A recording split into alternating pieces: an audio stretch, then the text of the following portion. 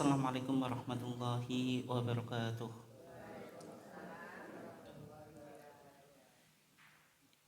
Alhamdulillahi wahdah, wassalatu wassalamu ala man la nabiyya ba'dah, amma ba'd. Yang saya hormati pimpinan cabang Muhammad Jambalan, bapak-bapak dan ibu-ibu sekalian, jamaah ketarjian PCM Balen yang dimuliakan Allah.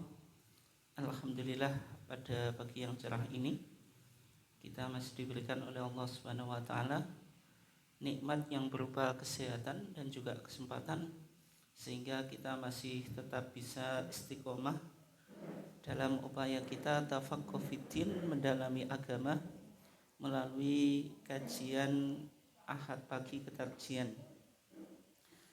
Salawat dan salam semoga senantiasa terlimpahkan kepada qudwah kita, uswah kita, Nabiullah Muhammad sallallahu alaihi wasallam, keluarganya, sahabatnya, dan seluruh orang yang mengikuti sunnahnya sampai hari kiamat.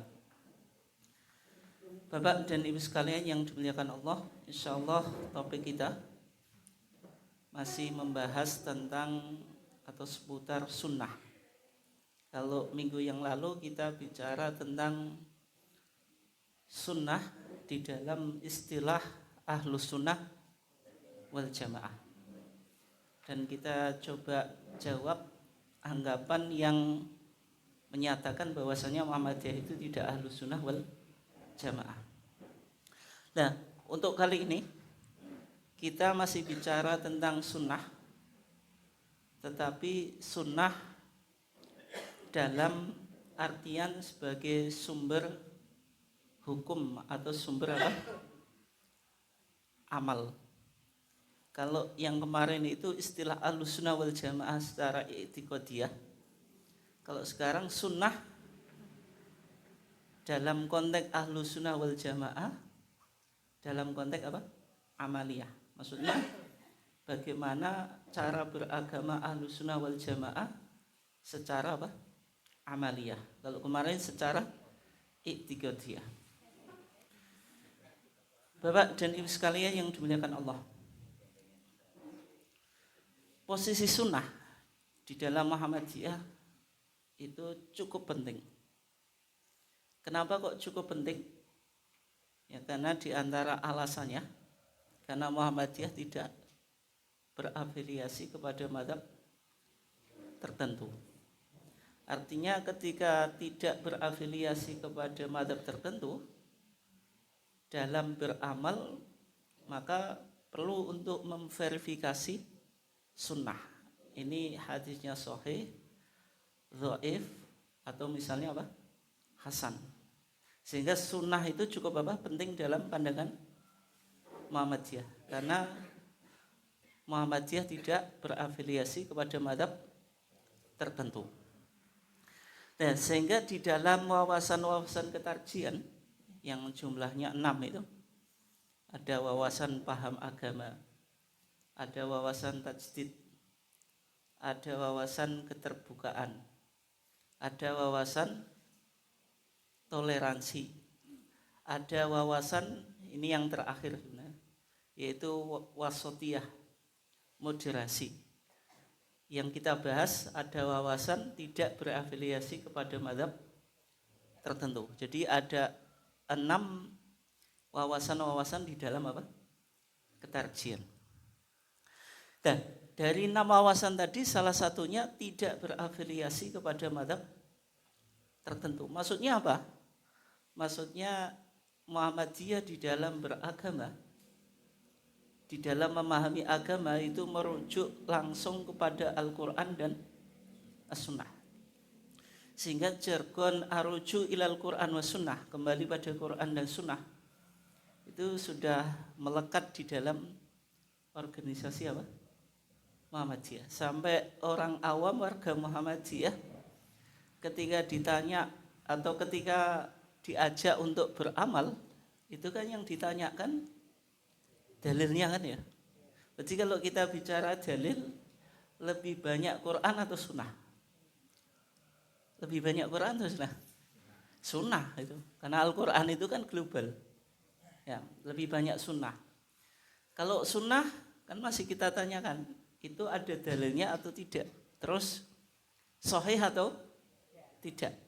Warga Muhammadiyah kan pasti gitu. Jarang kita bertanya, oh kalau kita diajak beramal, ini menurut mazhab siapa? Atau di dalam kitab apa? Kitab kuning apa gitu. Warga Muhammadiyah pernah bertanya kayak gitu, Pak Bu? Enggak ya. Kitab kuningnya enggak punya. Punyanya kitab putih atau berbagai macam apa? Warna kitab ya. Jarang bertanya.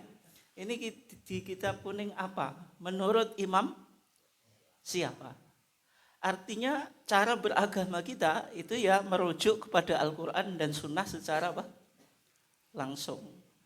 Dengan menggunakan metodologi ijtihad nanti yang disebut dengan manhaj tarjih. Terus kalau Muhammadiyah tidak berafiliasi kepada mazhab tertentu, apakah Muhammadiyah anti mazhab? Jawabannya juga tidak gitu. Muhammadiyah berarti tidak bermadzhab tapi juga tidak anti apa? Mazhab. Kenapa kok tidak anti mazhab? Ya karena ijtihad yang sudah dirumuskan oleh para ulama di dalam kitab-kitab lintas mazhab itu, mulai mazhab Hanafi, Maliki, Syafi'i dan Hambali, itu tidak bisa kita abaikan, Bapak dan Ibu sekalian. Kenapa enggak kita bisa abaikan? Karena keterbatasan kemampuan ijtihad yang kita miliki. Sehingga kitab-kitab mazhab itu dijadikan pertimbangan, tetapi artinya bukan berarti harus diterima dari A sampai Z. Sehingga kitab mazhab itu penting sebagai upaya kita untuk memahami Al-Quran dan Sunnah. Meskipun Muhammadiyah sumbernya Al-Quran dan Sunnah, bukan berarti cukup Al-Quran dan Sunnah. Ada perangkat yaitu kitab-kitab apa? Mazhab. Sehingga kesimpulan tadi Muhammadiyah tidak bermadzhab tapi juga tidak anti apa? Mazhab. Kalau Muhammadiyah tidak bermadzhab, apakah artinya Muhammadiyah ingin membangun mazhab baru sehingga lahir mazhab yang kelima? Setelah mazhab yang keempat, setelah adanya 4 mazhab itu ya. Yang pertama mazhab Hanafi, pengikutnya Hanafiyah. Yang kedua mazhab Maliki, pengikutnya Malikiyah. Yang ketiga mazhab Syafi'i, pengikutnya Syafi'iyah. Yang keempat mazhab Hambali, pengikutnya Hanabilah atau Hambaliyah. Sekarang lahir mazhab Muhammadiyah atau mazhab tarjih gitu. Tidak bermazhab tapi ingin membangun mazhab apa? Baru. Sepakat Pak Bu ya? Kalau Muhammadiyah sebagai mazhab. Jadi jenengan punya mazhab baru. Nah, sebenarnya Muhammadiyah itu sudah memenuhi syarat-syarat untuk disebut mazhab. Hanya saja kurang satu saja Pak, pernah saya sampaikan ya. Karena mazhab itu syaratnya kurang lebih ada 4. Yang pertama punya imam mazhab. Yang kedua punya metode istinbat atau ijtihad. Metodologi istinbat atau ijtihad. Yang ketiga punya produk hukum. Yang keempat punya pengikut. Kita awali dulu ya. Yang pertama punya imam mazhab. Tapi nggak usah kita jawab dulu. Syarat yang kedua punya metodologi istinbat atau ijtihad. Misalnya dalam mazhab Syafi'i itu punya usul fikih.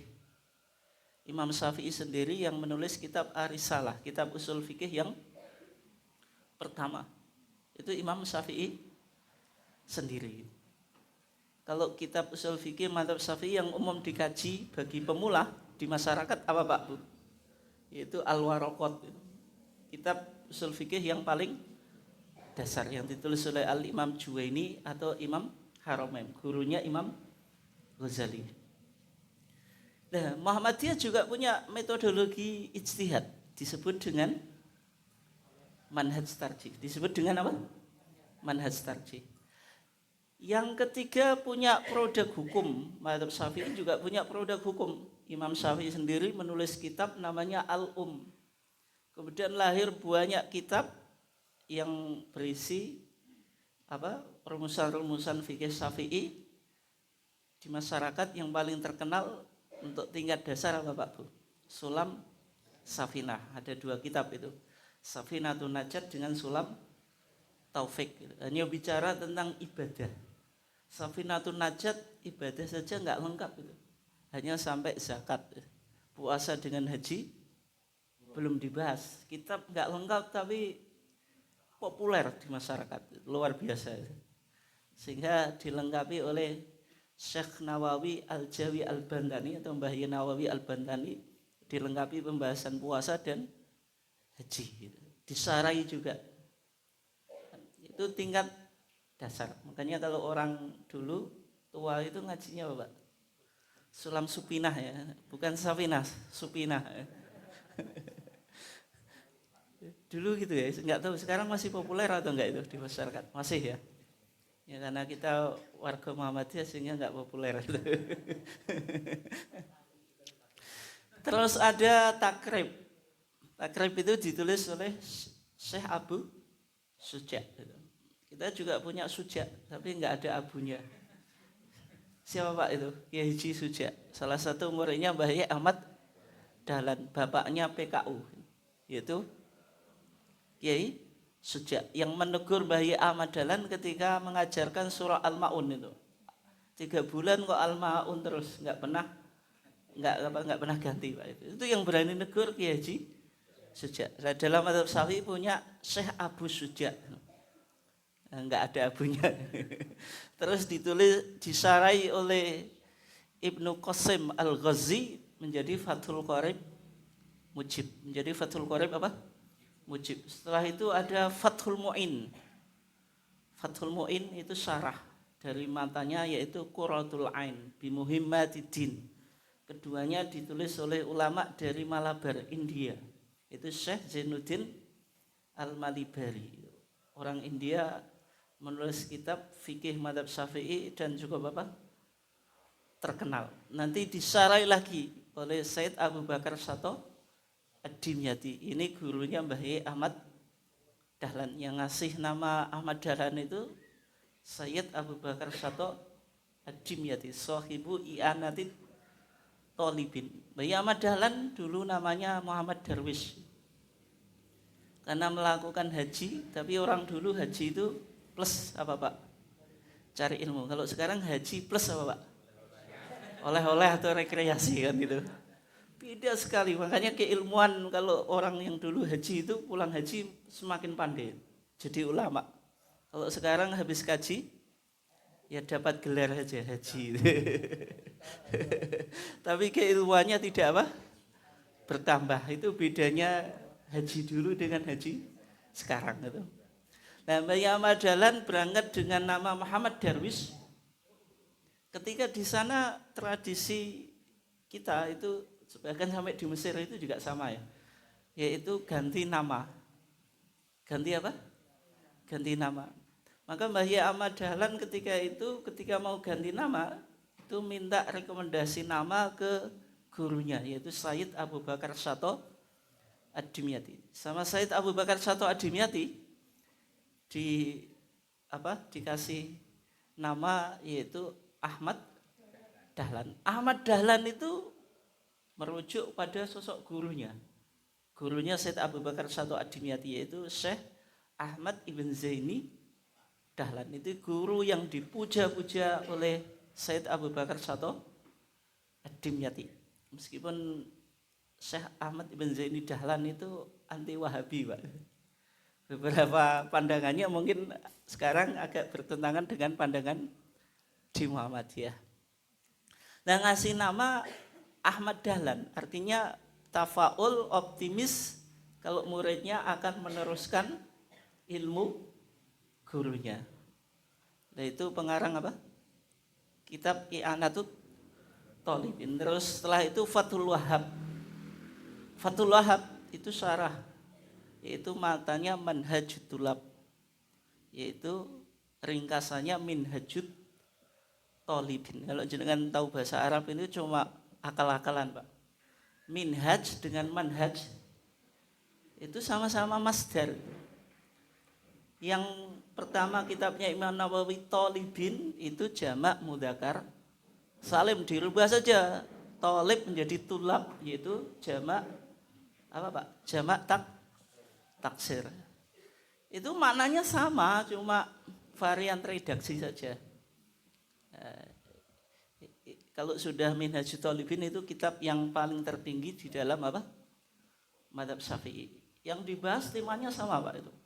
Dari Toharoh ya sampai Kitabul Itqi, kitab pembebasan budak. Tapi isinya itu lebih dalam. Nek wong Muhammadiyah jak ngaji didelok topike Pak. Tebaknya sujud sahwi, wis tahu aku. Padahal ya semua topik kita fikih itu ya mesti itu tuh Pak. Tapi yang membedakan apa? Isi di dalamnya. Jangan belajar sujud sahwi di Fathul Qorib Mujib dengan Fathul Mu'in dengan Fathul Wahab sama judulnya, tapi isinya yang enggak sama, lebih dalam sesuai dengan tingkatan apa? Kitab. Kalau kita di Muhammadiyah enggak ada tingkatan kitab, akhirnya ya ribet Pak itu. Kitabnya juga jelas, urutannya juga enggak jelas, ngaji tarjih ya ora jelas, gak jelas kabeh. Enggak guyon Pak itu. Kritik untuk keilmuan kita, kritik yang konstruktif ya. Kembali ke tadi ya. Nah, itu produk hukum dalam mazhab apa?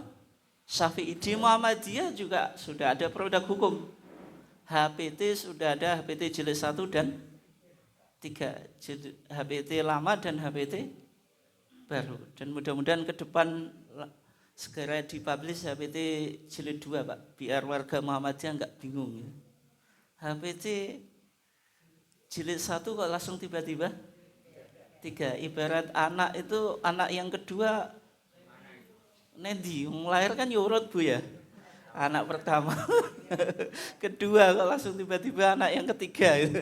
Sehingga membingungkan gitu.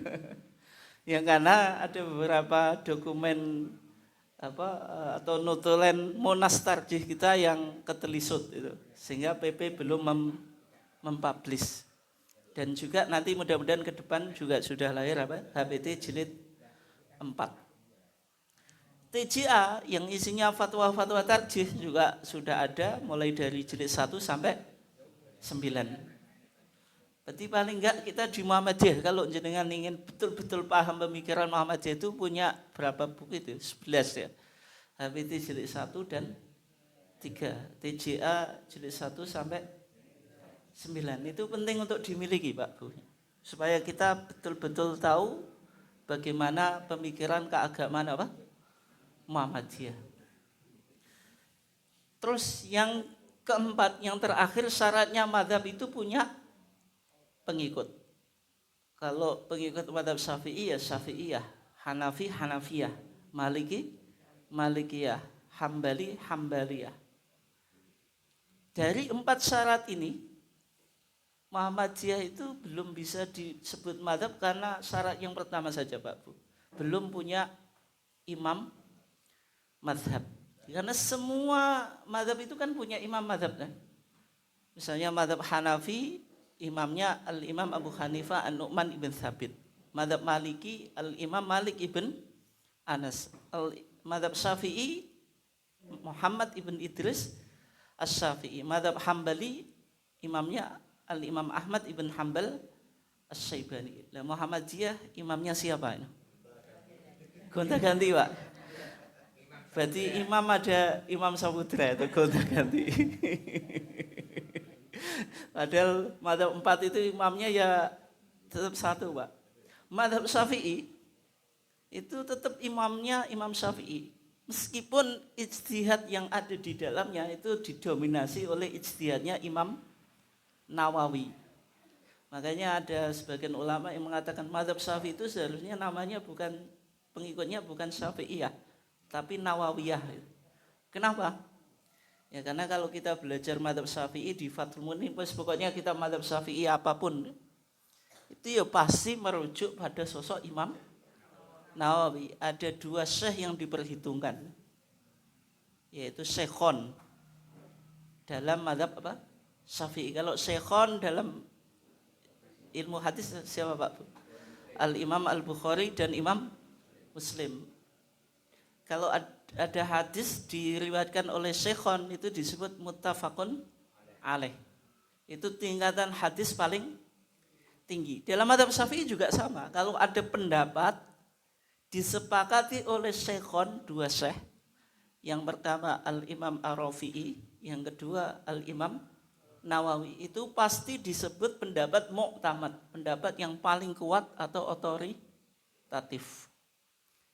Baru kalau bertentangan antara Imam Nawawi dan Rafi'i, itu dipilih Imam Nawawi.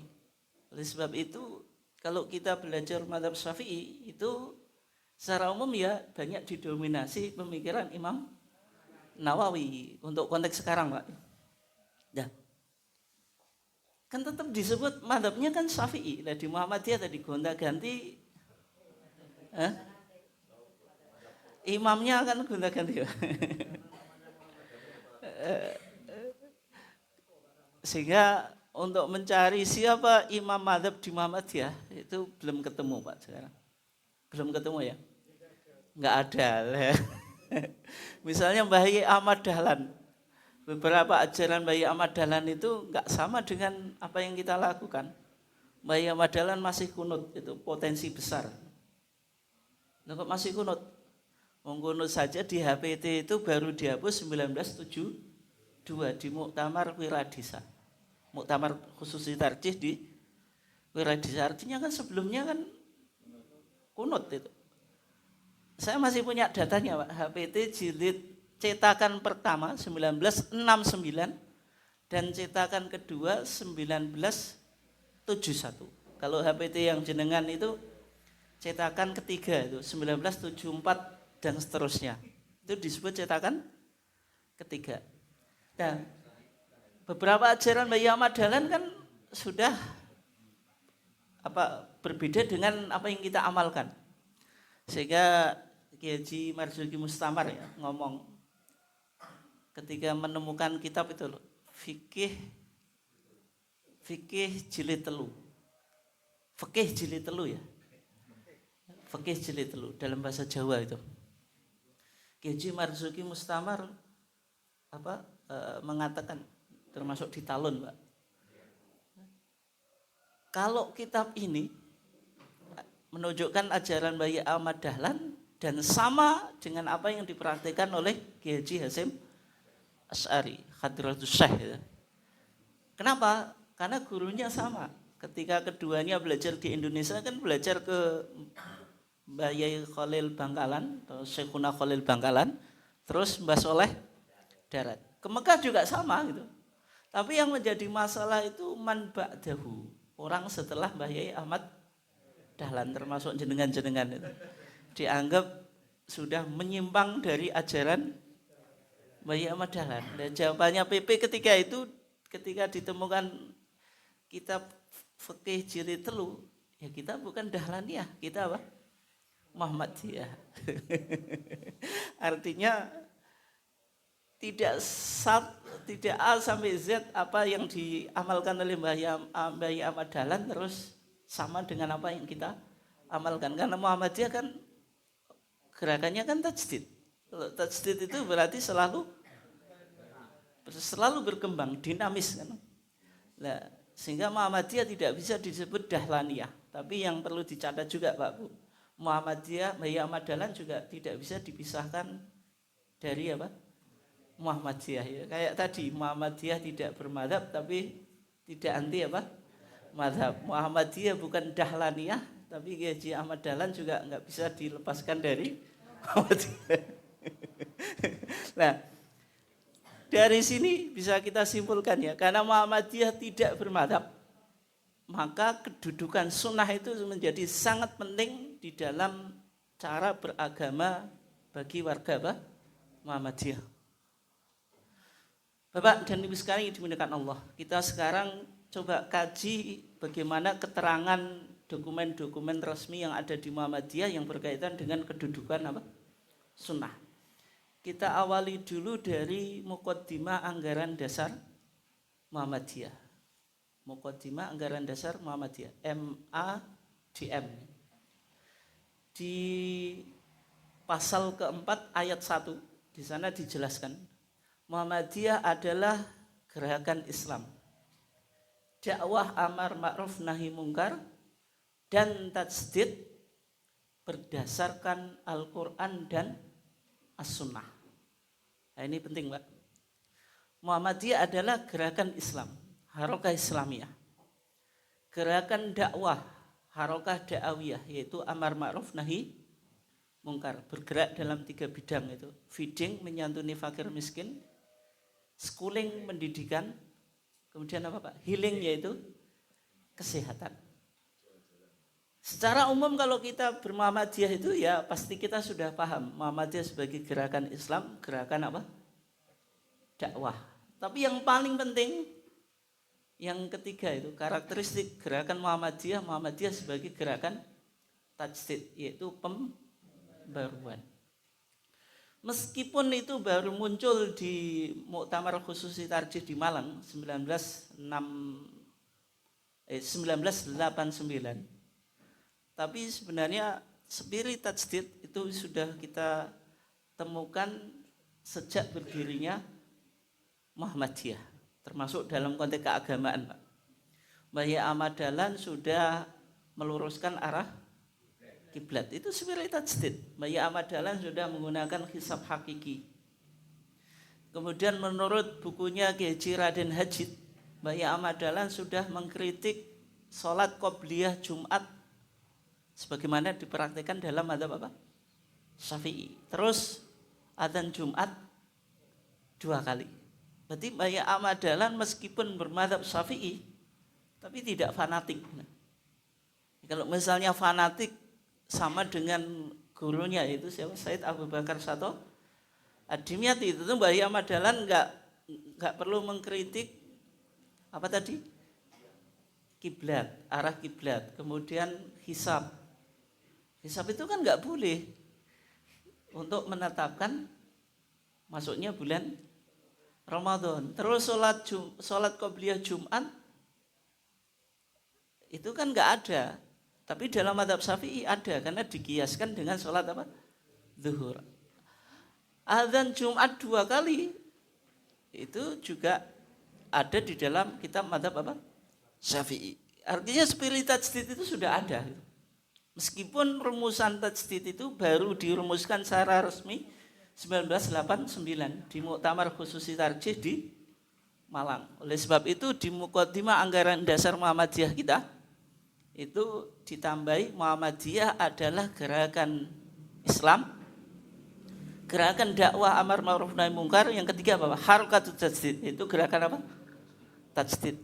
Tapi secara umum ketika kita berMuhammadiyah, Pak Bu, itu kan hanya menempatkan Muhammadiyah sebagai gerakan Islam dan gerakan apa? Dakwah.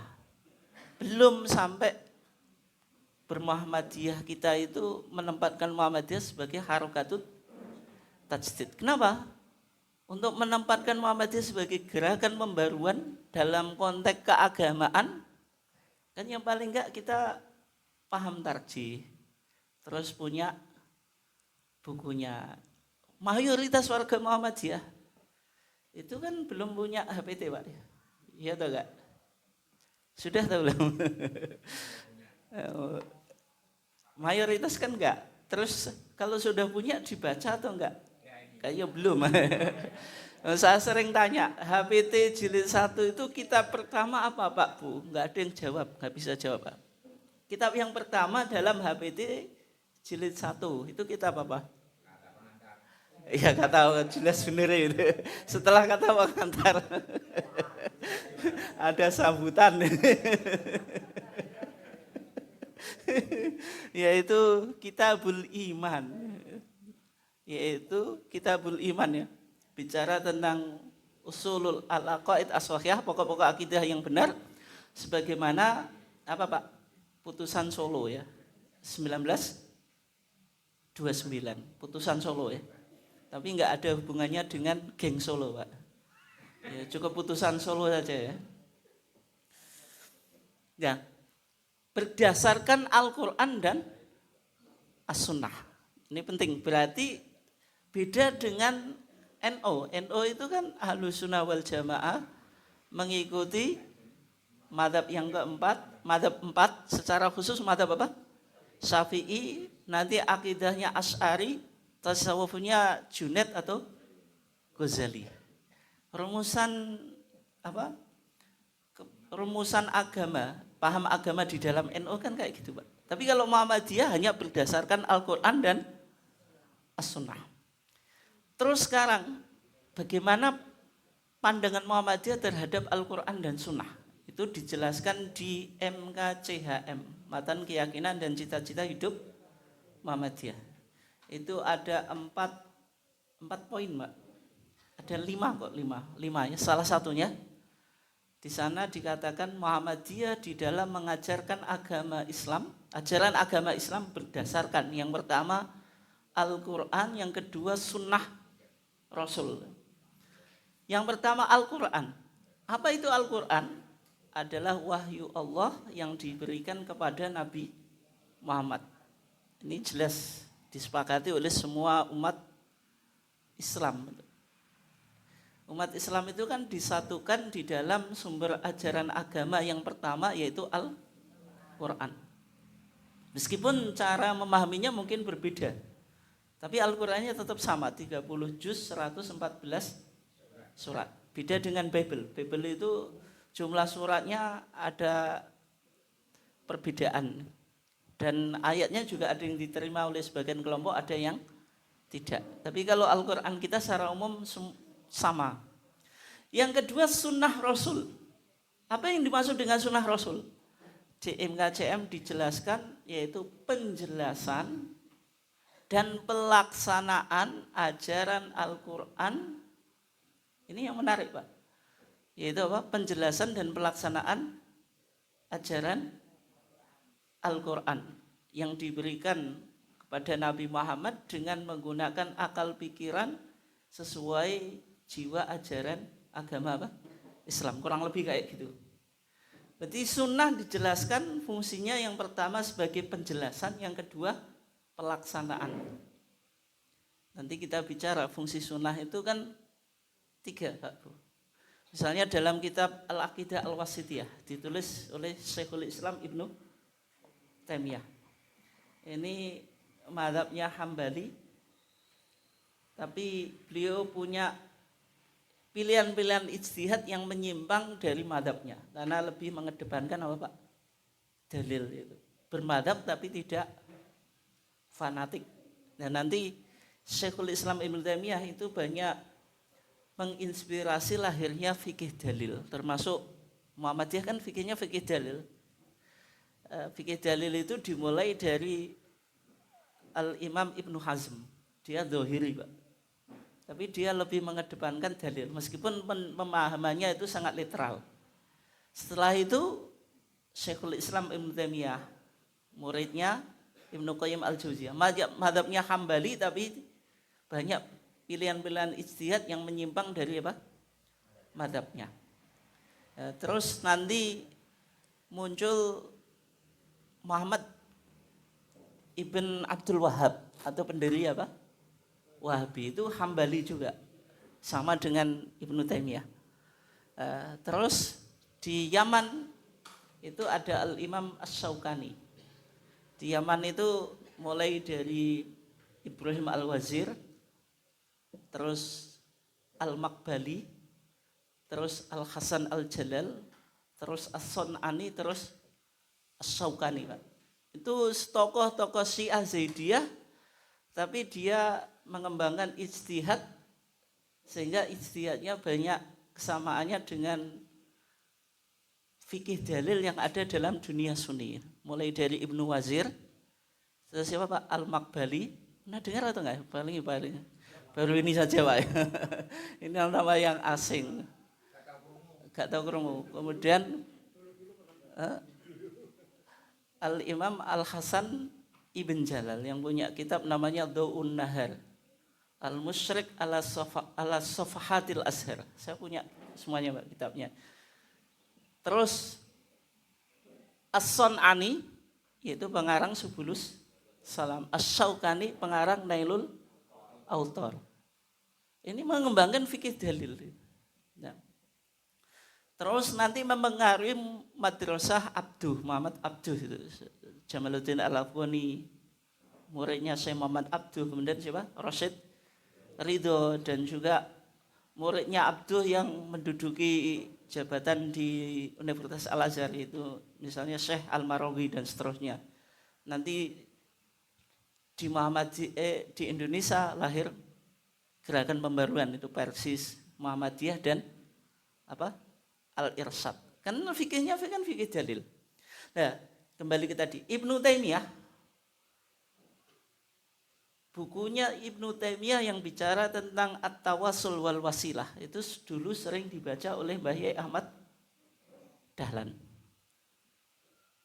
Cumanya saya belum menemukan data bagaimana Mbah Yai Ahmad Dahlan melakukan perdebatan dalam konteks tawasul. Kalau praktik tawasul kepada orang yang meninggal itu kan secara umum kan marak ya di Indonesia. Menjadi amalan yang biasa. Ziarah ke makam wali kemudian melakukan apa? Tawasul. Kalau meminta itu disepakati, Pak. Meskipun Asy'ari itu apapun, kalau meminta kepada kuburan itu jelas syirik. Cuma yang menjadi perdebatan kalau tawasul kepada orang yang meninggal. Menurut Ibnu Taimiyah kemudian Muhammadiyah itu tidak boleh. Tapi menurut tetangga sebelah atau Islam yang ada di Nusantara ya boleh. Kan perdebatannya kan di situ. Lah Mbah Yai Ahmad Dahlan itu membaca kitabnya Ibnu Taimiyah At-Tawassul wal Wasilah. Itu sangat mungkin untuk mengkonter praktek tawasul yang ada di Nusantara. Yaitu meminta kepada orang yang meninggal, yang kedua melakukan apa? Tawasul. Melakukan tawasul itu kan doanya kepada Allah tapi wasilahnya kepada wali. Dianggap melalui wali itu lebih mustajab. Ya, wali murid Pak ya. Yang berdoa kan sebenarnya bisa jadi wali Pak ya. Semua kita potensi menjadi wali. Tergantung jenengan mau atau tidak. Betul atau enggak Pak? Wali ya Pak. Wali murid. Enggak ki wali tenanan. Wali itu apa? Ala inna auliya Allahi la khaufun alaihim wa lahum apa? Yahzanun. Ketahuilah bahwasanya wali Allah itu enggak pernah takut, enggak pernah apa? Sedih. Siapa? Alladzina amanu wa kanu yattaqun. Orang-orang, yaitu mereka orang-orang yang beriman dan mereka yang bertakwa. Asal jenengan punya iman dan betul-betul takwa itu wali Pak. Hah? Kan konsep wali dalam Al-Quran cuma gitu. Wali itu syaratnya cuma dua. Yang pertama punya iman, yang kedua punya takwa. Cumanya tergantung jenengan mau jadi wali atau tidak. Nek abot ya cukup wae jadi wali murid. Nah, mudah Pak. Kerek daftar mau diterima juga. Tapi kalau Nabi kan sudah ditutup ya. Ya kan Nabi bilang wa ana khatamun nabiyyin atau wa ana khatamul anbiya la nabiyya ba'di. Walakin khataman nabiyyin makana Muhammadun aba ahadin min rijalikum walakin apa? Hah? Walakin Rasulullah wa khataman nabiyyin. Nah, Syekhul Islam Ibnu Taimiyah dalam kitab Aqidah Al-Wasithiyah menjelaskan fungsi sunnah itu ada 3. Fasunnatu tufassirul Quran. Sunnah itu menafsirkan Al-Quran. Itu fungsi yang pertama, yaitu menafsirkan. Ya, contohnya misalnya Allah Subhanahu wa taala berfirman wa a'iddu lahum mastata'tum min quwwah. Wa a'iddu dan persiapkanlah kamu mastata'tum wa a'iddu lahum untuk mereka, maksudnya musuhmu, mastata'tum sesuai kemampuanmu min quwwah dari kekuatan. Maksudnya umat Islam disuruh mempersiapkan kekuatan apa? militer. Ketika Nabi menafsirkan yang dimaksud dengan kuwah itu aromyu, yaitu memanah. Berarti Nabi menafsirkan ayat apa Pak? Al-Quran. Tapi ketika membaca hadis ini itu harus kontekstual Pak. Nanti kalau kita pahami literal berarti kekuatan militer itu cukup dipersenjatai dengan panah. Kan jadi masalah. Sedangkan non-muslim sudah bisa bikin bom nuklir, rudal dan seterusnya. Karena kesalahan kita memahami hadis atau sunnah, kita cuma bersenjata apa? Panah. Kan ya, itu tidak ada tajdid itu. Tidak ada apa? Tajdid dalam arti apa Pak? Modernisasi. Itu contoh apa? Sunnah menafsirkan Al-Quran. Sunnah menafsirkan apa? Al-Quran. Misalnya juga ketika kita bicara pembatal wudhu, dalam mazhab Syafi'i itu kan salah satu yang membatalkan wudhu kan menyentuh apa? Perempuan. Menyentuh perempuan. Harus lawan jenis Pak ya. Laki-laki menyentuh perempuan, perempuan menyentuh laki-laki. Kalau jeruk dengan jeruk itu enggak membatalkan. Maksudnya apa? Satu jenis atau satu gender. Yang kedua, dua-duanya harus balik. Kalau yang satu balik, yang satu anak kecil itu enggak membatalkan. Oke, guru TPA atau TPQ dalam mazhab Syafi'i kalau salaman dengan muridnya meskipun lawan jenis berarti wudunya enggak batal. Kenapa? Muridnya belum balik. Terus kulit ketemu kulit, tidak ada penghalang dan bukan apa? Mahram. Sehingga kalau suami menyentuh istri, batal atau enggak Bu? Batal. Kenapa Bu? Istri itu mahram atau muhrim? Mahram atau muhrim? Muhrim katanya. Muhrim itu orang yang berikhram. Ahrama yuhrimu fahuwa apa? Muhrimun. Mahram yang betul. Itu banyak yang salah ya. Ya benar mahram. Mahram itu man haruma nikahuha. Orang yang haram untuk dinikahi. Sehingga istri itu mahram atau enggak Bu? Bukan. Tapi kok boleh disentuh lah, sudah diikat dengan pernikahan. Tapi istri itu ajnabiyah, orang yang asing, tidak ada hubungan darah. Nah, dalam mazhab Syafi'i kalau suami menyentuh istri batal. Batal atau enggak Pak Bu? Batal. Ini sayang jenengan enggak bermadzhab Syafi'i kan gitu. Jadi enggak ada problem gitu. Nah, kenapa kok Muhammadiyah berpandangan tidak batal? Ya, karena ada hadis Aisyah itu. Ketika suatu malam Nabi itu tidur di rumahnya apa? Aisyah. Tidur di rumahnya Aisyah, tiba-tiba Nabi hilang. Hilang dari apa Pak Bu? Tempat tidur. Faqadtu Rasulullah sallallahu alaihi wasallam lailatan minal firash. Saya pernah kehilangan Nabi suatu malam dari tempat tidur. Dicari atau enggak Bu? Nek jenengan Bapak iki malam-malam hilang itu dibeno atau digoleki Bu? Dibeno balik lah. Nanti nek ceblok ning ngisore bayang dadi masalah.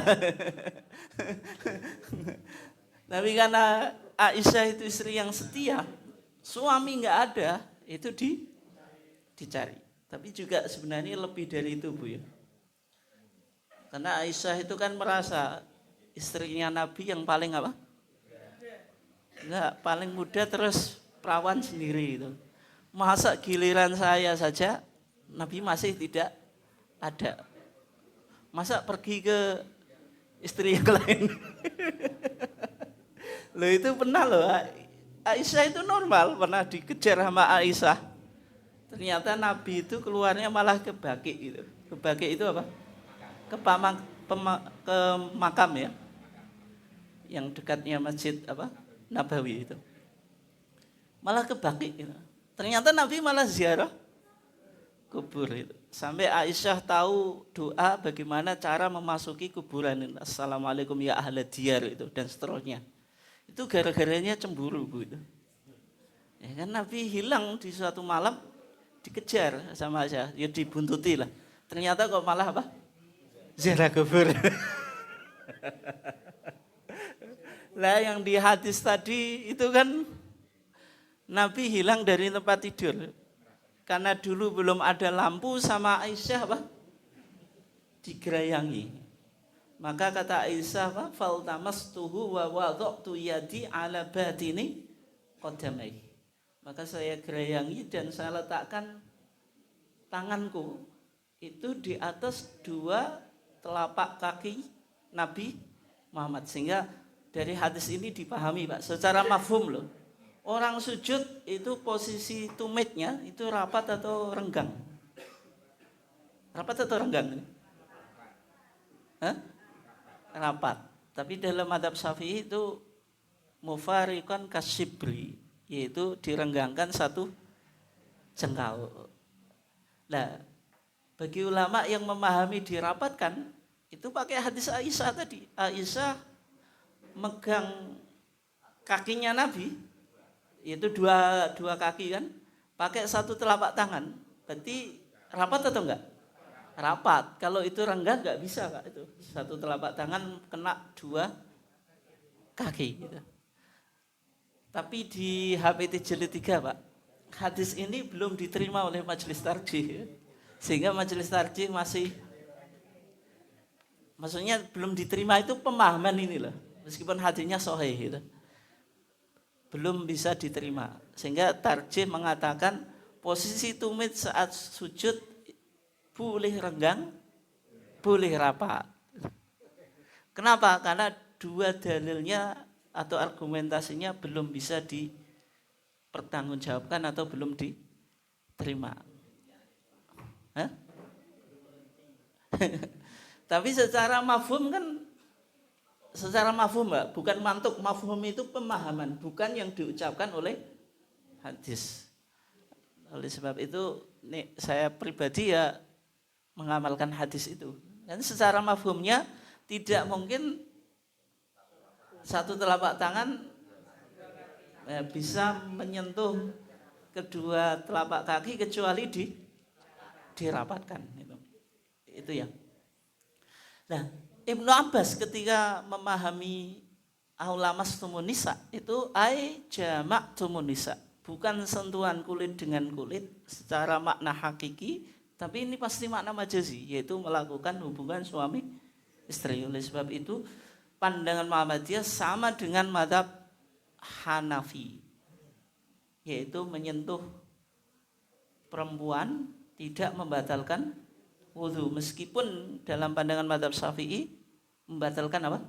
Wudu. Itu contoh sunnah menafsirkan Al-Quran. Yang kedua, kita tutup sini aja ya, masih banyak. Kita lanjutkan minggu yang lalu, minggu yang akan datang. Wa tubayyinu, sunnah menjelaskan Al-Quran. Sunnah menjelaskan apa?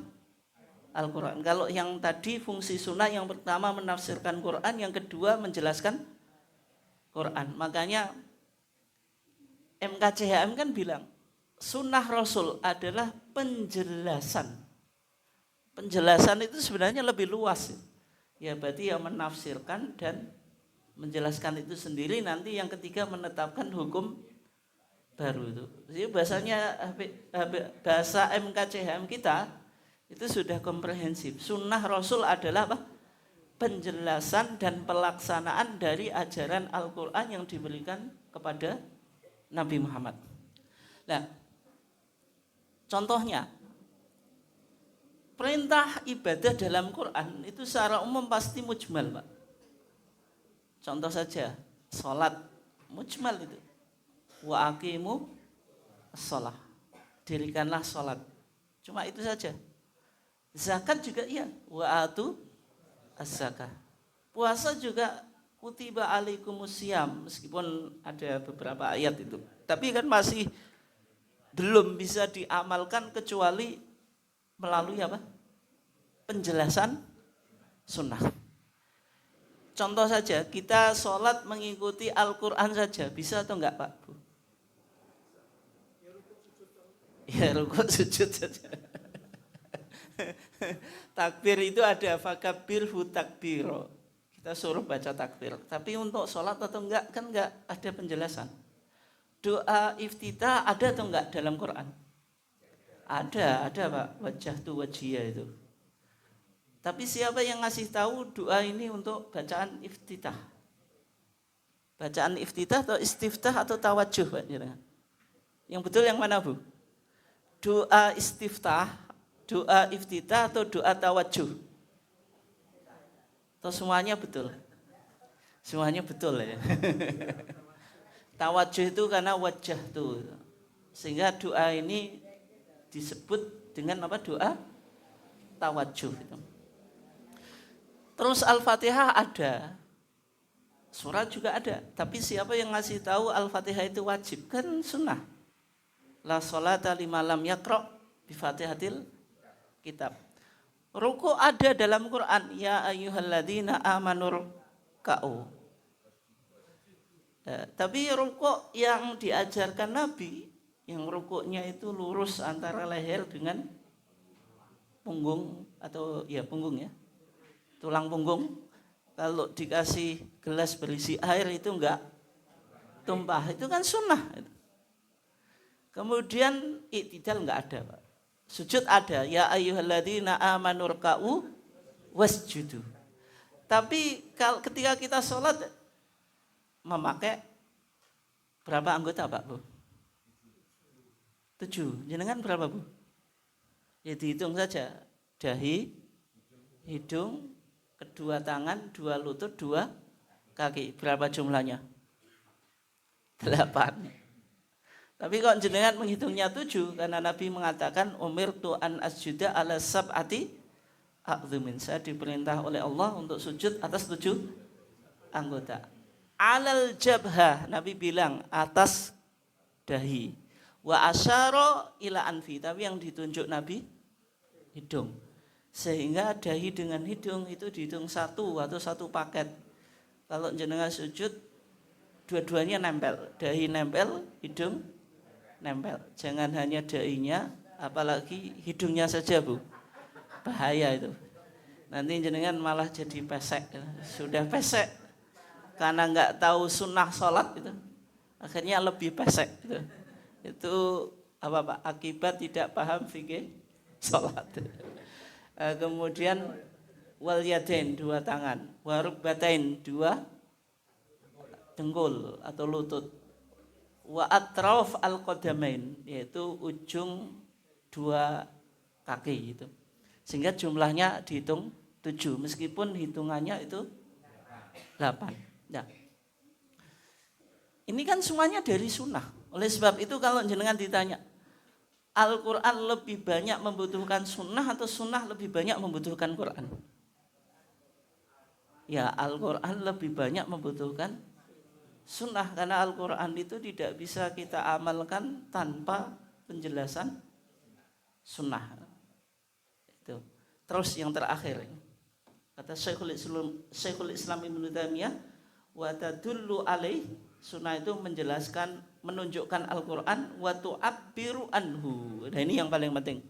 Itu fungsi sunnah yang ketiga itu, sunnah itu menetapkan hukum yang belum ditetapkan oleh Al-Quran atau yang tidak disebutkan oleh Al-Quran. Ya contohnya apa? Misalnya tentang makanan. Dalam Al-Quran makanan yang haram itu berapa Pak Bu? 4. Innama harama alaikumul maitata waddama walahmal khinzir wa ma uhilla bihi li ghairillah. Faman ittara ghaira baghin wala adin fala itsma alaih. Innallaha ghafurur rahim. Surah Al-Baqarah ayat berapa itu? Berapa Pak? 173 kalau enggak salah, 173.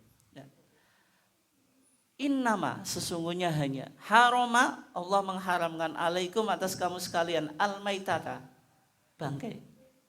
Definisi bangkai itu apa Pak Bu? Apa bu bangkai itu? Pokoknya binatang yang nggak disembelih itu bangkai meskipun masih fresh. Ayam jago ketabrak motor baru saja 1 menit atau 2 menit mati kan tadi. Disembelih haram atau halal bu? Haram. Tiren, ayam tiren itu mati kemarin. Itu fresh itu bisa jadi. Halal atau haram? Haram. Itu bangkai.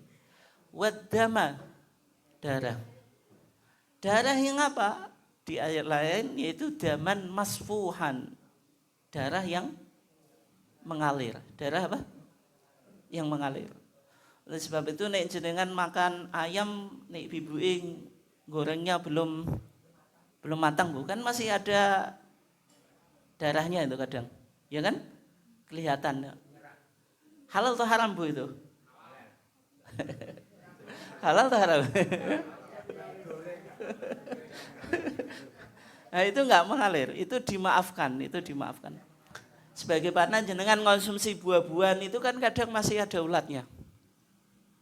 Hukum makan ulat halal atau haram? Nah itu makfuun, dimaafkan karena enggak bisa dihindari. Tapi nek jenengan tahu sudah ada ulatnya terus dimakan, nah itu kan dia jarak Pak.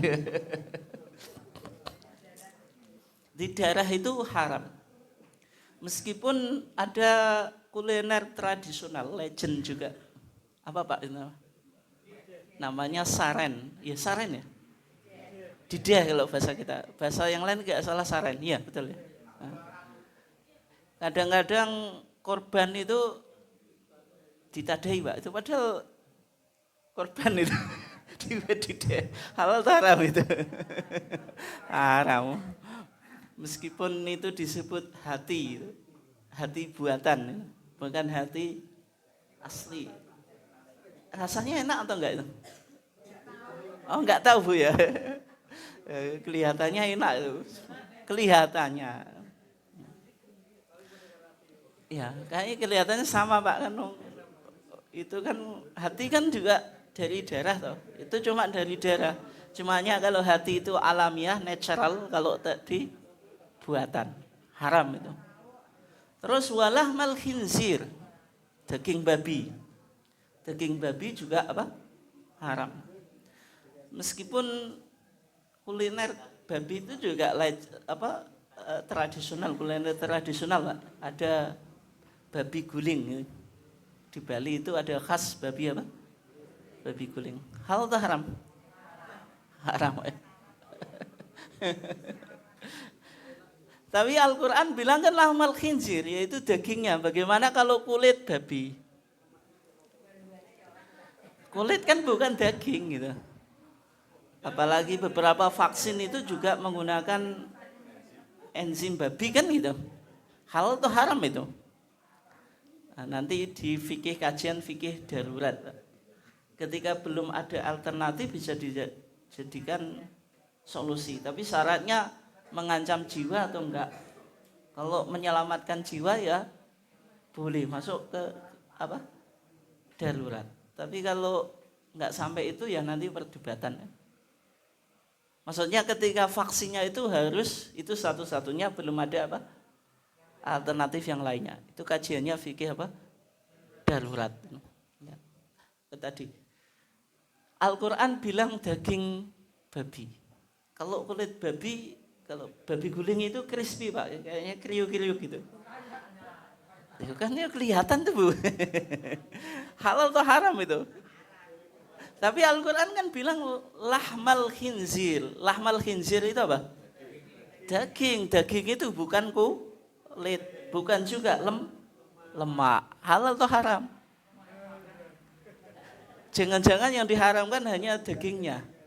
Sehingga mengonsumsi kulit babi, lemak babi, boleh. Maksudnya bukan semacam itu. Al-Quran bilang lahmal khinzir itu dzikrul ba'at atau dzikrul juz wa iradatul kul. Menyebut sebagian tapi yang dikehendaki semuanya. Karena secara umum orang mengkonsumsi hewan itu kan dagingnya Pak. Secara umum loh. Ya tahu ya. Meskipun ayam kan dagingnya Pak, meskipun kulit, usus, jeroan juga dimakan, tapi secara umum kan dagingnya. Wa ma uhilla bihi lighairillah. Hewan yang disembelih bukan karena Allah. Kalau makanan untuk apa Pak? Sesajen sedekah bumi itu halal atau haram itu? Nih misalnya apa itu? Ayam panggang halal atau haram itu? Halal atau haram itu untuk sesajen dimakan? Itu masuk wama uhilla bihi lighairillah. Kalau untuk sesajen itu haram. Tapi bagaimana kalau sesajinya itu telur misalnya atau buah-buahan yang tidak perlu untuk disembelih? Halal atau haram, Pak? Dulu waktu kecil itu wiwit itu, Pak. Wiwit di pojok sawah kasih telur. Kemudian apa lagi? Ngilon. Ngilon kenapa, Bu? Karena Dewi Sri itu cantik ya. Atau perempuan suka macak itu. Betul, Bu ya? Perempuan nggak bisa dihilangkan dari apa? Dari cermin, betul Pak ya? Wong sekarang HP sama ibu-ibu juga dibuat cermin.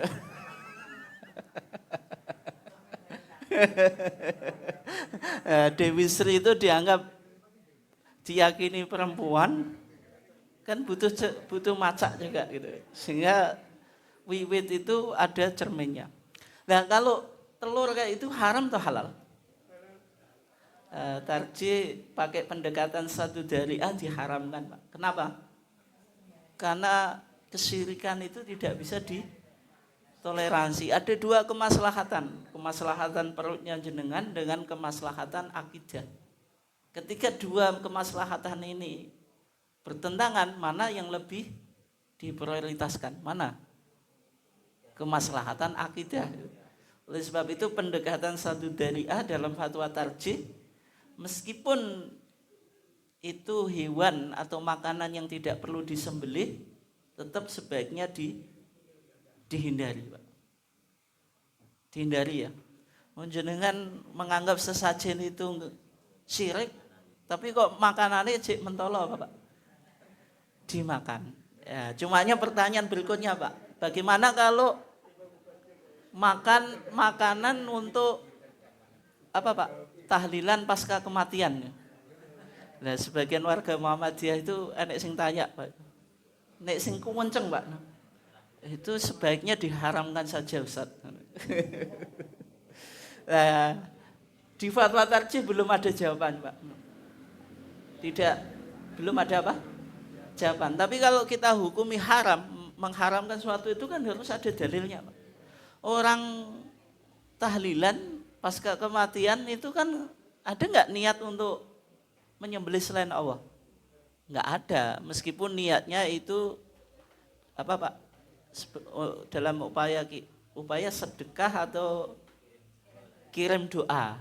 Tapi kan menyembelihnya kan bukan karena selain Allah. Oleh sebab itu kalau dihukumi haram juga nggak bisa itu.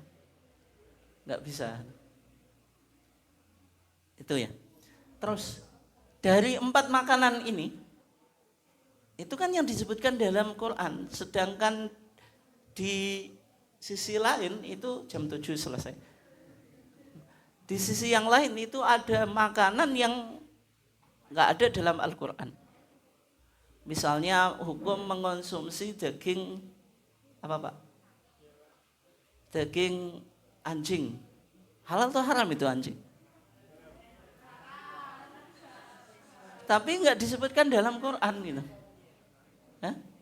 Apalagi Al-Quran pakai innama kan? Innama itu sesungguhnya hanya atau adadul hasri, yaitu kata huruf yang membatasi atau restriktif gitu.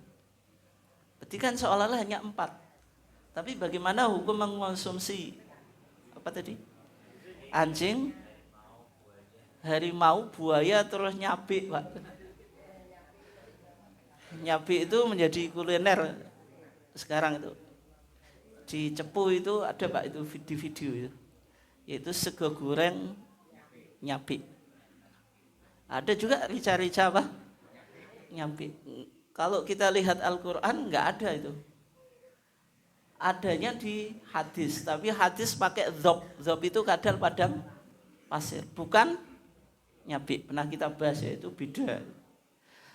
Nah, makanan-makanan ini secara umum kan hewannya bertaring, kemudian masuk khaba'ith, yaitu yang menjijikkan. Meskipun kadang-kadang menjijikkan itu relatif atau subjektif ya. Tergantung yang mengkonsumsi gitu.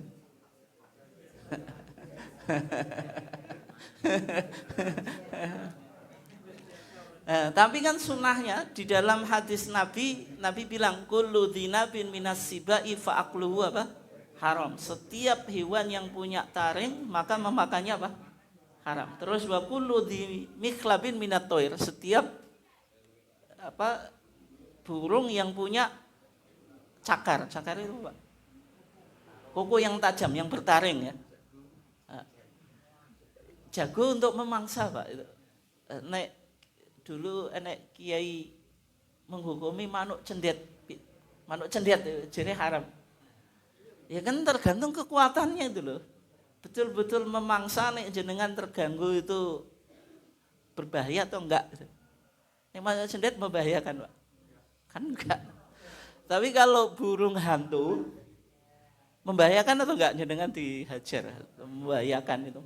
Misalnya elang ataupun burung apa Pak? Garuda enak tenan enggak? Ada Pak ya? Enggak itu sudah punah kan gitu ya.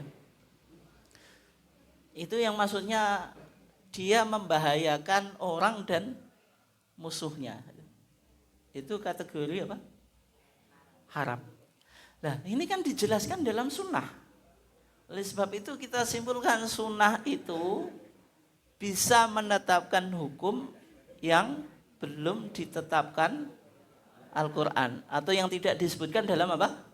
Al-Quran. Itu kesimpulannya. Terus ini yang paling penting Pak, Al-Quran dan sunnah itu yang penting untuk kita pahami. Secara hitungan Al-Quran pertama, sunnah kedua, tapi secara status itu sama.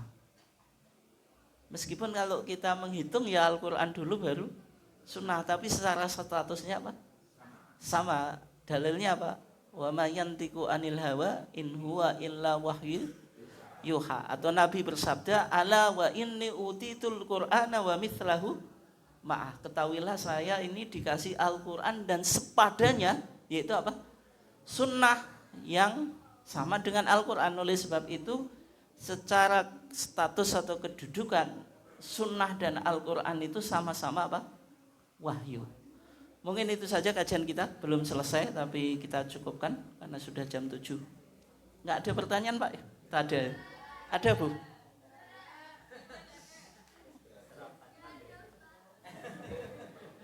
Yang kesal siapa? Yang kesal yang ngomong gitu. Ayo. Ya normalnya kan yang kesel yang apa? Yang ngomong, yang lungguh itu ya kesel, tapi kan nek sing ngomong kan dua Pak ya. Pokoknya ya panas. Kalau ngopi panas atau enggak Pak Bu? Kesel enggak? Enggak, berjam-jam ya. Enggak, mungkin itu saja, kurang lebihnya mohon maaf. Wassalamualaikum warahmatullahi wabarakatuh.